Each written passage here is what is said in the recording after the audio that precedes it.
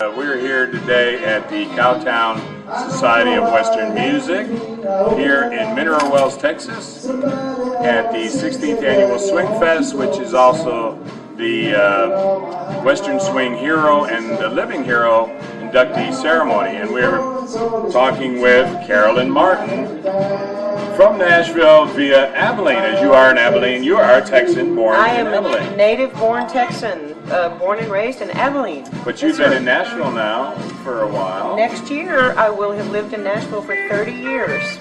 Great. And now, a couple of weeks ago, you received another award here in Texas. I did. But they're actually out of Gene-Autry, Oklahoma. That is the Academy of Western Artists. Yes. You received the Western Swing Vocalist of the Year. For 2014. Yes, sir. Wonderful. And we're at both awards ourselves in ceremonies. As you see, we have our medals on.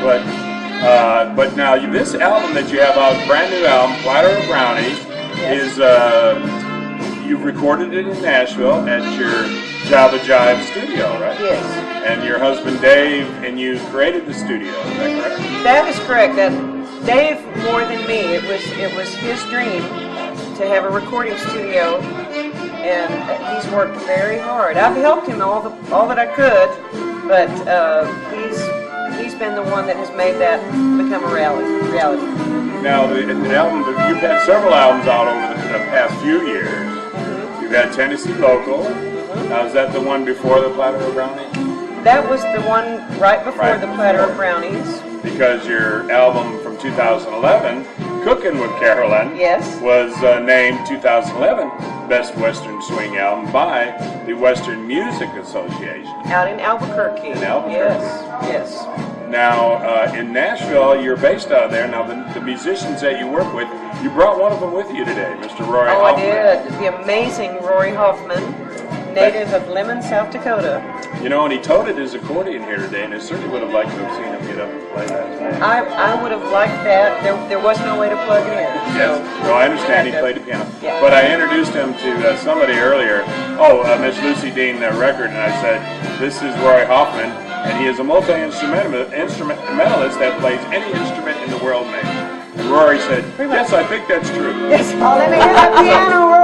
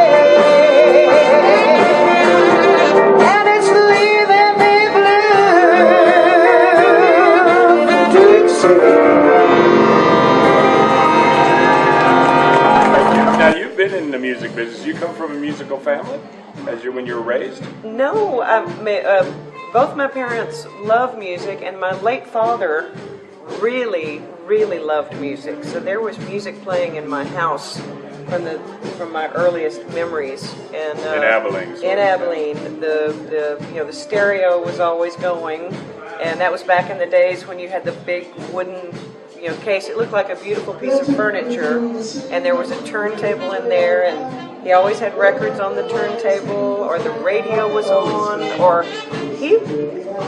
they had house concerts at their house long before it became, the popular thing to do. They would have parties, and they would have musicians play for the parties. My daddy loved Frank Sinatra, and he loved Willie Nelson.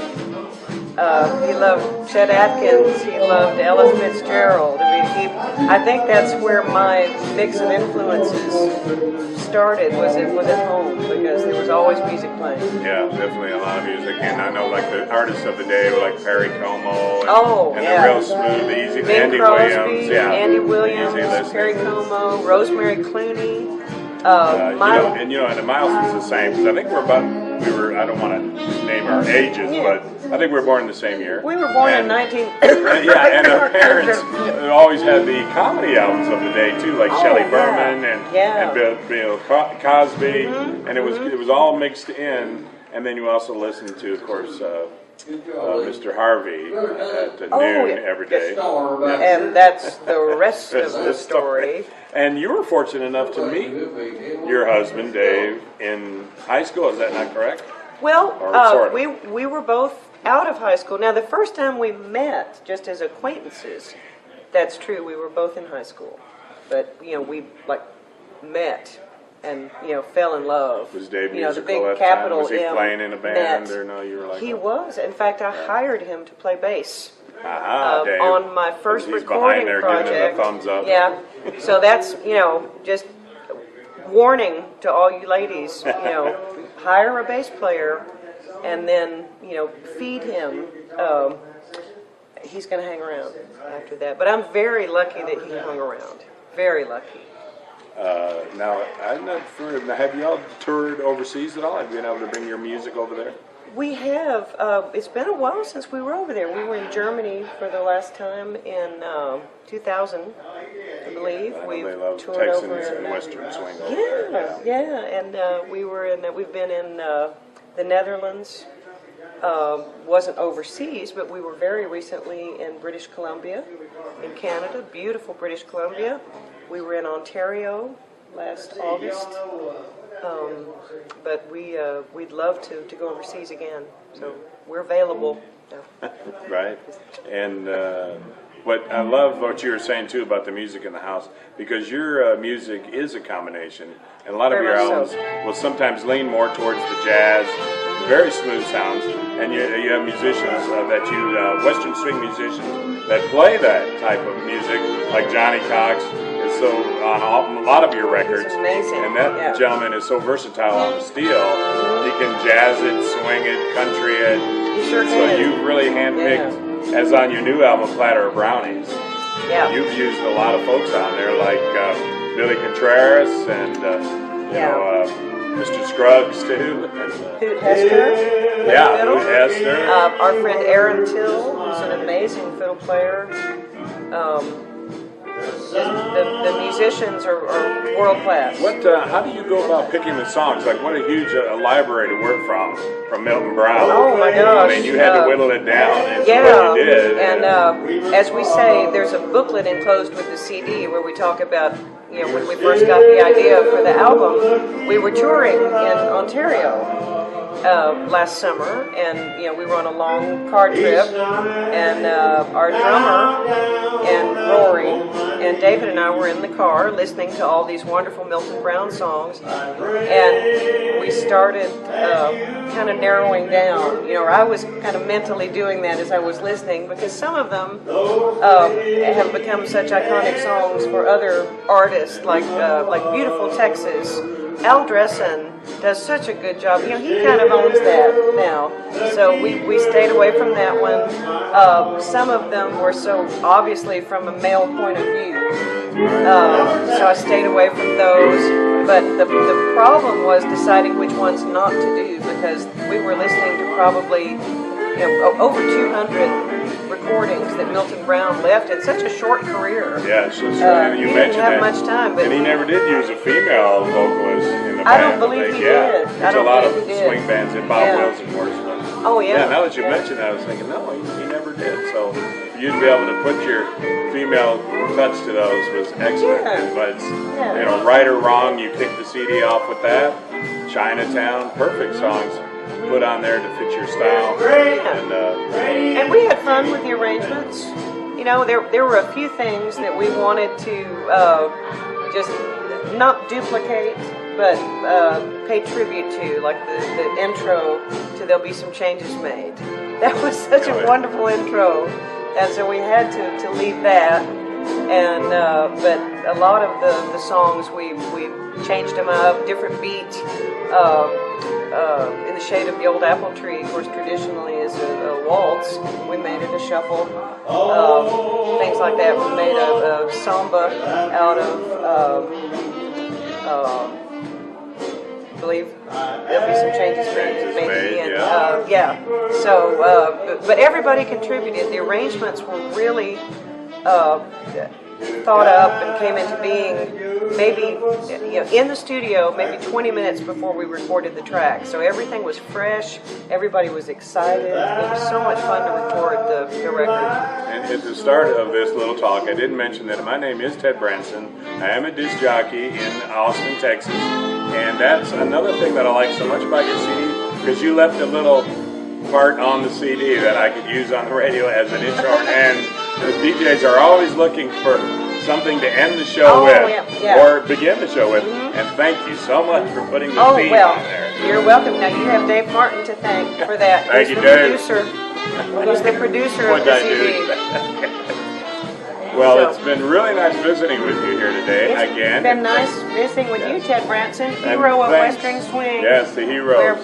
And yourself behind the camera, congratulations. Gene Urian, another. Gene Urian, we have 3 heroes of Western Swing right Yes, and I hope we can all get together again soon sometime. That would be wonderful. Yes, thank you so much. Thank you. Thank you. And I will